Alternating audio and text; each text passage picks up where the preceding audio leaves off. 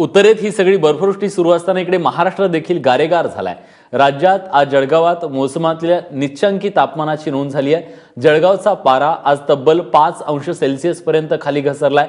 त्या पाठोपाठ धुळे आणि नाशिकचं तापमान 7 अंश सेल्सिअस इतकं नोंदवलं गेलं। इकडे पुण्यातही यंदाच्या मोसमातलं सर्वात कमी तापमान नोंदवलं गेलं असून पुण्याचं तापमान 7.8 इतकं होतं।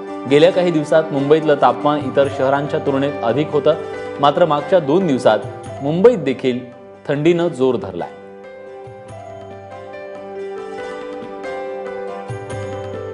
राज्यात आज कुठे किती तापमान आहे आपण बघितलं। राज्य देखील गारेगार झालंय। जळगावात तर केवळ 5 अंश सेल्सिअस इतक्या तापमानाची नोंद केली गेली आहे।